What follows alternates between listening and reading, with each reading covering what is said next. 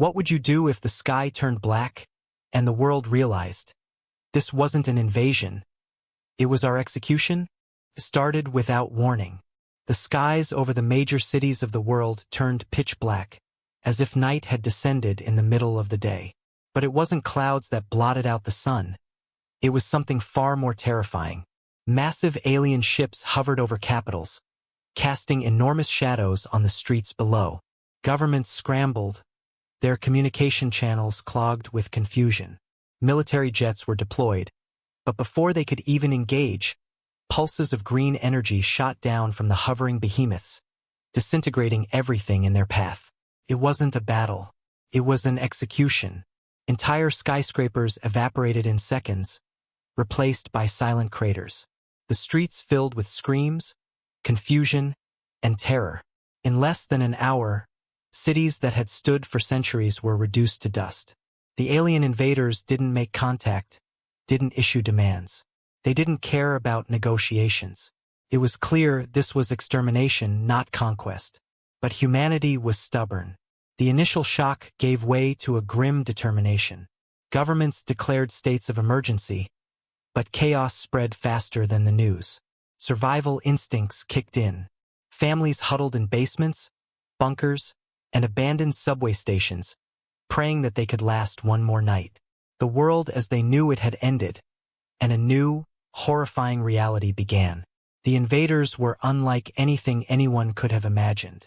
They were towering creatures, standing over 7 feet tall, with pale, translucent skin that shimmered under the light of the burning cities. Their eyes were pitch black, emotionless and unforgiving. They moved with surgical precision, their long limbs carrying weapons that defied physics.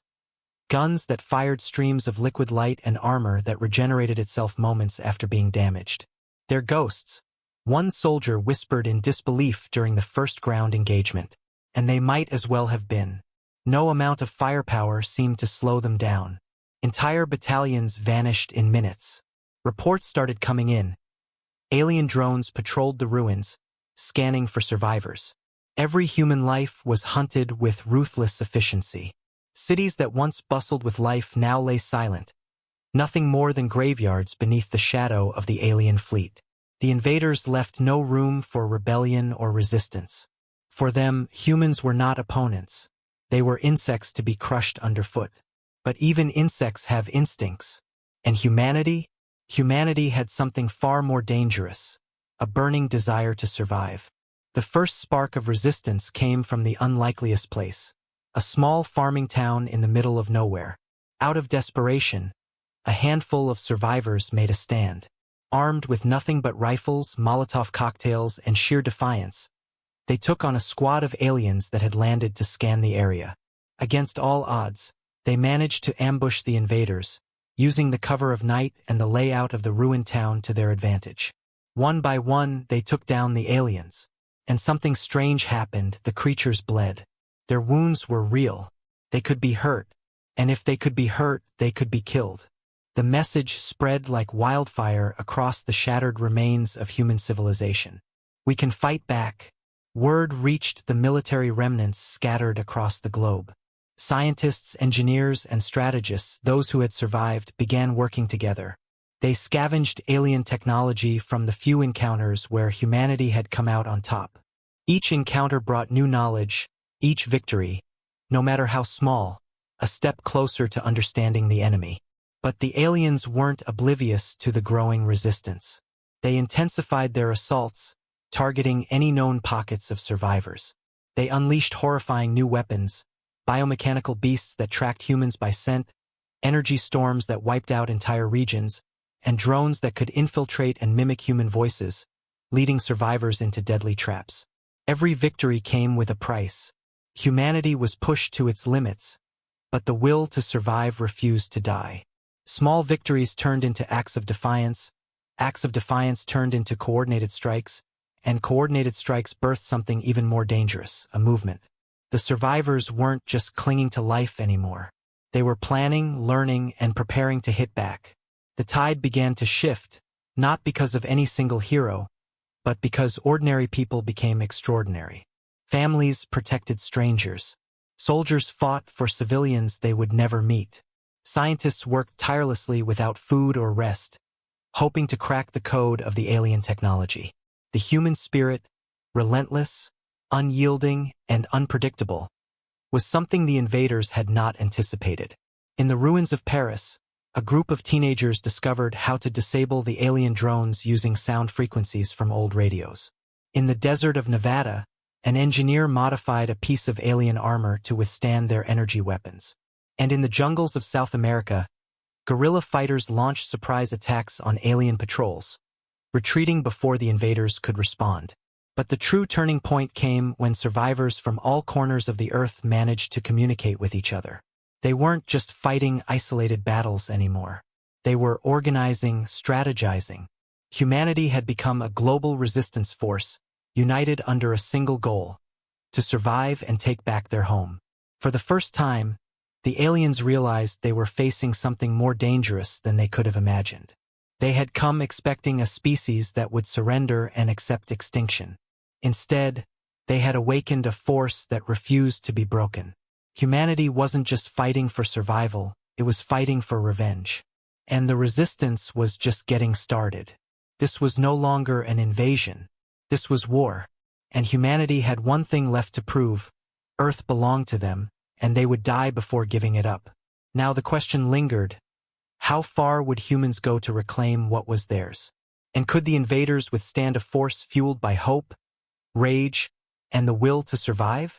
The first chapter ended with the earth-shattering realization: humans were far from defeated. The invaders had made one fatal mistake. They underestimated humanity, and now the fight was about to get personal. The skies above Earth were no longer alien playgrounds. What once belonged to the invaders now carried the battle cries of a united human race. Underground bunkers, abandoned buildings, and shattered cities became command centers for the resistance. Scattered survivors had evolved into soldiers, driven by a fierce will to reclaim their planet. They weren't just surviving anymore. They were fighting, and every victory sparked new hope. Scientists had made a breakthrough. The alien technology, once incomprehensible, now lay in human hands. Engineers reverse-engineered their armor, developing shields that deflected energy blasts. Mechanics turned down drones into tracking systems, allowing resistance fighters to stay one step ahead. It wasn't perfect, but it worked. With every advancement, humanity learned, adapted, and grew stronger. The very tools the invaders used to destroy Earth were now humanity's weapon against them. And yet, the enemy was relentless. The alien leaders, now fully aware of the threat humanity posed, unleashed their deadliest weapons. New creatures, grotesque hybrids of flesh and machine, roamed the ruins, sniffing out resistance cells. Cities that had been hiding sanctuaries for months were bombarded from orbit. The invaders were determined to end the uprising before it spread any further. But it was already too late.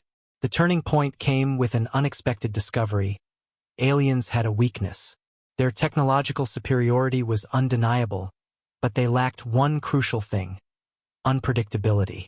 Their tactics were flawless, their weapons unmatched, but they couldn't comprehend the chaotic nature of human ingenuity. Where the aliens relied on precision and order, humans thrived in chaos. It was in this chaos that humanity found its edge. The resistance launched simultaneous attacks across the globe. From the ashes of New York to the jungles of the Amazon, from the deserts of Africa to the frozen tundras of Siberia, humanity struck back with everything it had. Civilians, soldiers, hackers, engineers, everyone played their part. It wasn't just a war. It was a movement. The enemy had taken everything, but humans had one thing left: the will to fight until their last breath. In Paris, resistance fighters used sound waves to disorient the invaders, ambushing them from the shadows of the catacombs. In Tokyo, hackers infiltrated alien communication networks, feeding false information and turning their drones against each other. In the ruins of Los Angeles, guerrilla fighters planted explosives inside alien patrol ships, sending plumes of green fire into the sky. For the first time, the invaders were losing. And then humanity launched its final desperate plan: a global assault on the alien mothership, the central hub controlling their entire fleet. It hovered over Earth's atmosphere, pulsing with energy, a fortress seemingly impossible to breach. But humanity didn't care about the odds anymore. This was their last chance, and they weren't going down without a fight. The world united for the mission. Fighter pilots soared into the skies in scavenged jets outfitted with alien tech. Commandos boarded transports, their armor glowing with stolen energy shields. Scientists manned makeshift control rooms, guiding the assault with every ounce of knowledge they had gathered. Across the globe, resistance fighters launched diversions, drawing alien forces away from the main attack. And then, with a deafening roar, humanity's fleet broke through the atmosphere and headed straight for the mothership. Alien defenses lit up the sky, but the human pilots flew with reckless abandon, dodging beams of energy and firing everything they had. Explosions erupted all around them, but no one faltered. This was the moment they had fought for, the moment they had sacrificed everything to reach. The first wave of fighters cleared a path, and the boarding teams descended onto the alien ship. Inside, it was a labyrinth of glowing corridors and humming machinery. Alien soldiers met them head-on, but the humans fought with a fury born from loss, anger, and hope. Every corridor cleared brought them closer to the ship's core. The final confrontation took place in the heart of the mothership, a cavernous chamber pulsating with alien energy. At the center of it all lay the control system that powered the entire invasion force. The aliens fought fiercely, but humanity's determination was unstoppable. With every fallen comrade, the survivors fought harder. They weren't just fighting for themselves. They were fighting for every life lost, every city burned, and every hope crushed. Finally, the resistance fighters reached the core. In the face of overwhelming odds, they planted the explosives, set the timers, and braced for the end. As the countdown began, a strange silence filled the chamber. The alien invaders, once so certain of their victory, realized too late what they were facing. A species that would rather die on its feet than live on its knees. The resistance fighters gave each other one last look. No words were needed. They had fought, sacrificed, and bled for this moment. And now they would finish it. With a deafening explosion, the core detonated, and the mothership began to collapse from within. The remaining humans scrambled to their ships, racing against time as the alien fortress disintegrated. Flames and debris filled the air, but the resistance fighters pressed on. As they reached the surface of Earth, the mothership exploded in a brilliant burst of light, sending shockwaves through the sky. The alien fleet, now without its central command, faltered. One by one, the ships lost power and drifted into the atmosphere. Some crashed into the oceans, others disintegrated upon re-entry. The invaders had been defeated, not by superior weapons or technology, but by the one thing they could never understand, the indomitable human spirit. The war was over. Humanity had won. In the aftermath, the world began to rebuild.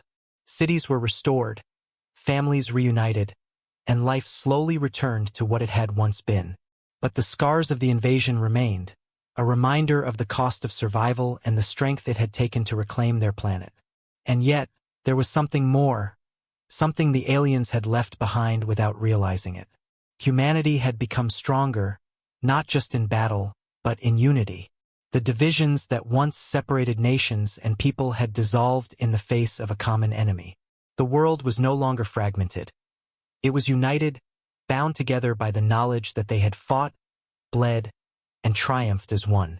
As the sun rose over the rebuilt cities, survivors stood side by side, gazing at the horizon. They knew the future was uncertain, that challenges would come again. But now they faced it without fear, because they had learned the most valuable lesson of all. It didn't matter how powerful the enemy was, or how impossible the odds seemed. As long as humans stood together, there was nothing they couldn't overcome. And if the invaders ever dared to return, they wouldn't find a fractured world. They would find a united species, ready to fight back, stronger, smarter, and more determined than ever. This was no longer just a story of survival. It was a story of triumph. Humanity had faced the darkest nightmare, and won. And now they were ready for whatever came next.